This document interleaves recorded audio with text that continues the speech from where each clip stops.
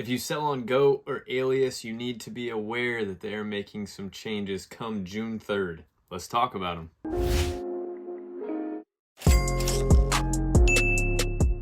If you have an Alias or a Goat account, you probably got one of the mass emails that was sent out about a week ago. They're making some changes. They're cutting out some of the loopholes that I've used myself as a seller. And yes, it kind of sucks. Basically, it seems like Goat and Alias might have been missing out a little bit whenever they had issues with orders, whether that be condition, authenticity, what have you. And now they're trying to bring in some revenue if they do have issues, which is kind of shady, honestly. Their customer service is already terrible. So for them to try to profit on mistakes or issues that they find, I'd rather them just open up their customer service, be more transparent with the buyer and the seller, and try and be a better middleman. First and foremost, they highlighted order cancellations. Now, if you're a seller and you sell a pair of shoes, you confirm the order and you cancel it, you're going to be charged $10. Now, I've talked to you guys about my strategy in the past. If your seller rating is high enough, you can afford the deductions of your seller rating. I've bought new releases, went ahead and listed them on Goat, whether I had them in hand or not. And then if I didn't get the shoe in time to ship within that 72-hour period, I would just cancel it,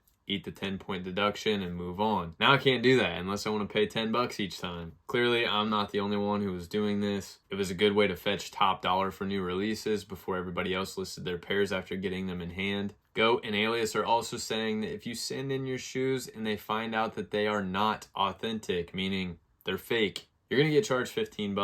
Now, there might have been a lot of people that were shipping them in knowing that they were fake and not really getting hit very hard on fees to ship them back to them, or they just surrendered them because they didn't care. So this I kind of understand up to a certain point. I'm curious how sure they have to be at authentication that the shoes are fake for them to actually charge you this fee. If you sell a pair of shoes and they reach the authentication center and they find out that there are issues with them, you're going to get charged $10, or you're going to be given the option to offer the buyer a discount for your shoes. Now, this is something that they've already had implemented in the past. If there's a condition issue or some other issue with the listing, you can offer the buyer no discount or discounts up to a certain percentage. If they accept it, cool, you move on with the sale. If they don't, then you have to decide whether you're going to consign your pair of shoes with Goat or if you want them shipped back to you. Now, I've had this happen multiple times, and I think that sometimes it depends on who your authenticator is. I've had some condition issues come back, and it's just like off the wall stuff to me. Like, a couple pieces of like sock lint or something that they said that they had found in a pair of shoes that was dead stock, some dirt or dust that they had found on shoes that were dead stock in the past. The only times that I've had condition issues, it was actually really hard for me to believe, and I've had it go both ways, whether the buyer accepted my discount that I offered them or whether they didn't. Now, I personally have never consigned with Goat or Alias. If you do consign your shoes with them, you've got 60 days to sell them.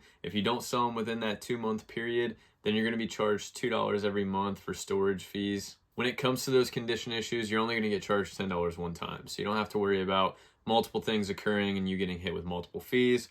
It's going to be one $10 fee, and then they're either going to ship the shoes back to you or you're going to have them consigned. Now, in the past, you've always still lost money for fees. So like Goat and Alias aren't still just eating their portion of that sale. They're going to withhold those from your account. So whenever you look at your available balance, you might be in the negative after something like this happens, plus your $10 or $15 fee, depending on the case. My best advice to sellers that are using the Goat and the Alias apps now is to really check the condition of the shoe before you confirm the sale.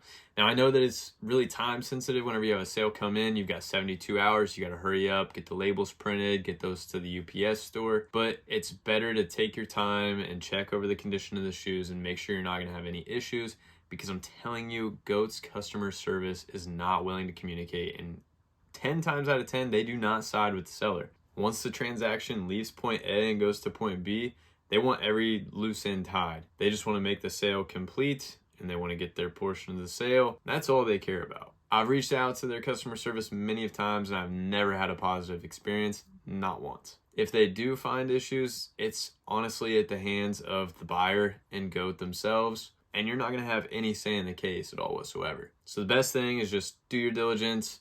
Check your condition of your shoes, make sure your listings are accurate, even between the confirmation of the sale and you shipping your shoes. Again, double check, Make sure the condition of your shoes is the same as whenever you listed them, and hopefully you don't have any problems. If you guys have any questions about these new policies, drop those in the comments below, or as always, you can hit me up on IG. The handle is the same, at AllABSneakers. To stay up to date with this type of sneaker news, make sure you subscribe, turn your notifications on so that you don't miss out on any of the future info. Again, this is going down June 3rd. Any of your shoes that were listed before June 3rd that sell, they will not be affected by these changes. As always, I appreciate you guys for watching, and do not forget, this is all about sneakers.